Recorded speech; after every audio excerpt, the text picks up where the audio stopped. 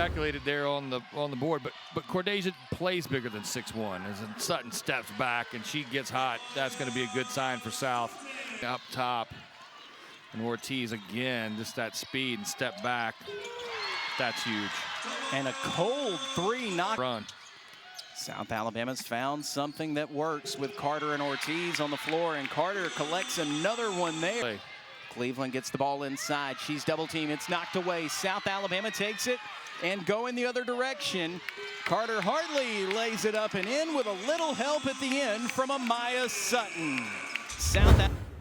Inlet pass. That's one of the things when you're not at that right angle and you're trying to make that pass inside. Cordesia Harris does a good job of getting in the passing lane, and Ortiz with a nice little shot right inside the three-point line. Pressure with Ortiz carrying the ball in the backcourt. There's a three from South Alabama. No good. Good rebound by Spann. Jags looking around with somewhere to go. Pull up another three, and it's Ortiz's second of the ball game. Ortiz breaking the pressure for South Alabama. A small, fast player can be a lot more difficult than you think to guard. Lay in off the glass, no good. Rebound Ortiz. She spots up for a three and drains it clean through. You know, when she came down here, she loved what she saw, and she loved what Coach Jackson was doing as well. And what a great dish right there. She's not going to get credit for those points, but she should. The miss. She's going to run the floor. Holds up now from the right wing. Hits a trailing Jag off the glass and in for Gonzalez.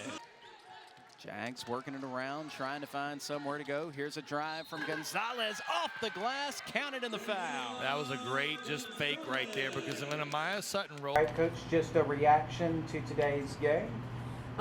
Really, really proud of our team the first 20, 25 minutes or so. Nobody cares about what happened Thursday night at Georgia State and who had to play so many minutes, but we talked about what's our response going to be, and I think they really, really responded. You know, unfortunately, we're in a situation with our roster right now with kids being out that we're asking 6 or 7 kids to carry heavy loads day in and day out. And, you know, the quick turnaround, it kind of hurt us, and, you know, it's just tough. It's no secret we don't handle pressure well. And we, believe it or not, we work on it every day. And one day it's going to click. But, you know, I think they scored 31 points of their 69 off of our turnovers. Defensively, we weren't bad, but we could come back and get in our positions and run the zone and cause those shots and get it off the glass and rebound. But, you know, just it's been a tough 10 days with the 2 heartbreaks with Coastal Carolina and Georgia State. So the fact that we came back and we showed up and we fought and we tried to execute and do some things, and then we just, for lack of better terms, maybe ran out of gas and ran out of people. You know, I'm proud of the group for that. Now, Coach, you mentioned that loss to Georgia State, and then we start off this first quarter. Doesn't exactly get going the way we want it to. A couple of early turnovers headed into that first media timeout, but it seems like we made a really good adjustment and settled down after that. What was kind of the attitude going forward from there? Great. You know, when T.O. comes in the game, she provides a spark, and she did that. I think Emily just said she's had a career high the last 4 games. She's really starting to find her stride and just figure out exactly how the system works. And this is a kid that didn't play for 15, 16 months collegiate ball, so she's starting to figure it out and to really be good. And you know, we were just able to settle in a little bit more, and then defensively we were able to lock into what we were doing. You know, Lou Cordesia, she missed practice yesterday, and you know, we're not at the point where we can miss practice and be able to step right into the game plan on a one-day turnaround. And I think she kind of struggled and trying to get the rotations down and all those types of things. So, but I want to make sure that we understand that Alicia Spann probably played one of the best games that she's had here in a South Alabama uniform. And, you know, I pray and I hope that she continues to just build on that, because she, you know, when Lou couldn't give us what Lou gives us, you know, we were able to go to her, and she was able to defend and make shots and all those types of things. So that was a beautiful thing to see in such a kind of ugly loss. Now, Coach, you mentioned this was a really short turnaround. We played a lot of zone today, yes, which we haven't seen typically out of the team. And outside of a couple of rotation errors when we first started playing it, it really seemed to work for us. How much have we been working on that prior, and what was working with it today? We've had it in since September, our 23, and then we added some stuff.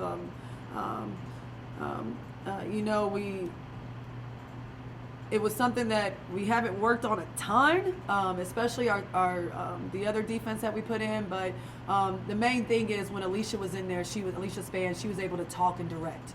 And so, she's better in that environment than Cordasia. Cordasia's better one-on-one, protecting the rim, sliding over, all those types of things. Cordasia in a zone kind of struggles a little bit. So, when Span had to play more minutes, it really worked. So it's something we're going to look at a little bit more and more moving forward and see how we can kind of perfect it, maybe steal some tips from the men and kind of perfect it more and more.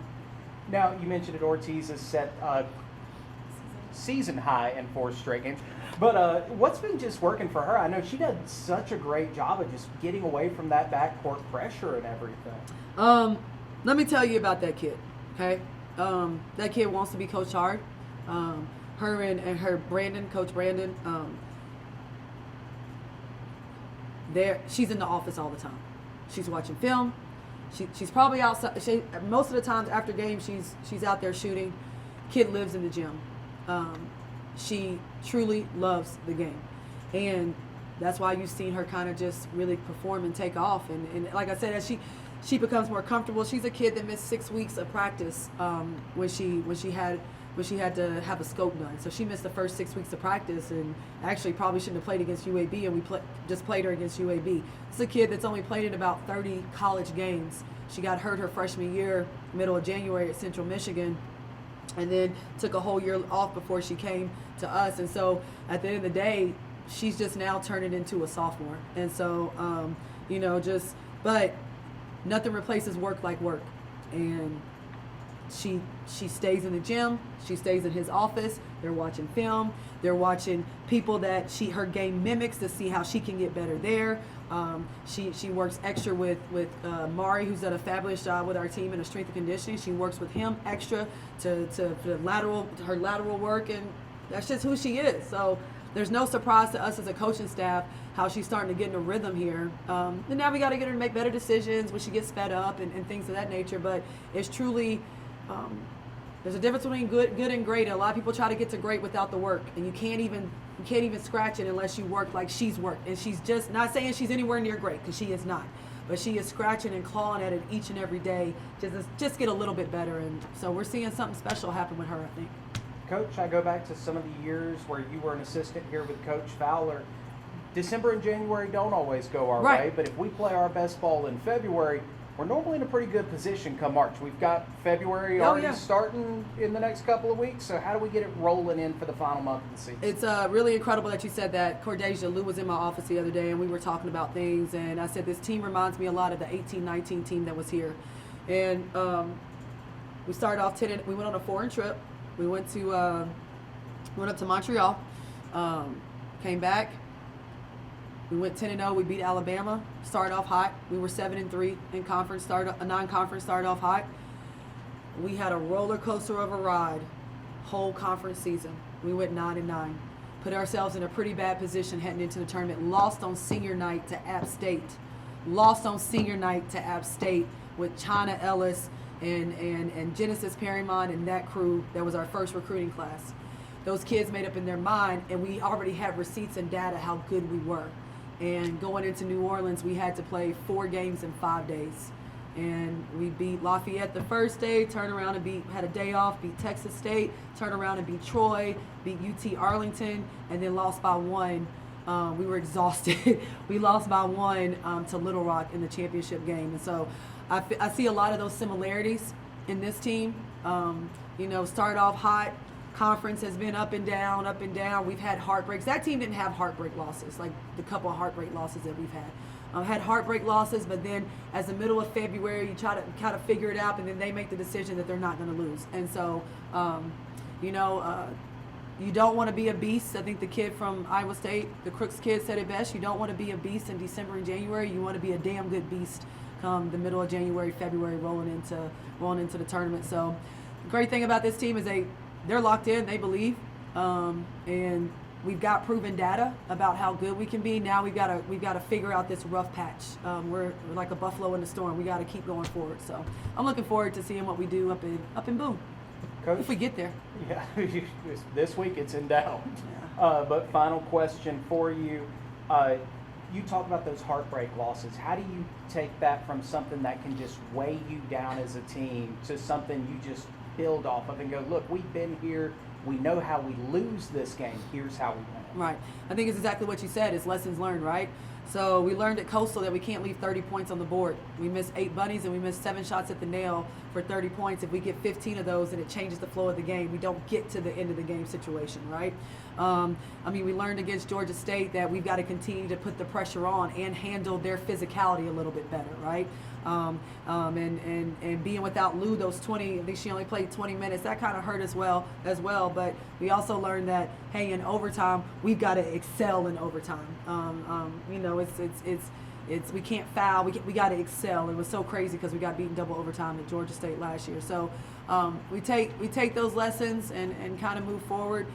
We told the team, hey, we just had a gritty win 10 days ago with Monroe here. All right, so again, there's receipts, and he's preparing us and he's teaching us different lessons here and there so that as we progress, all of a sudden we're playing Southern Miss at home and it's a tight game, which it probably will be. All right, we know how to win. Troy, when it's super physical and running around and all that kind of stuff, we know how to win.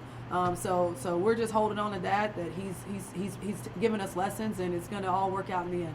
Coach, thanks so much for your time. Thank you. Go Jazz.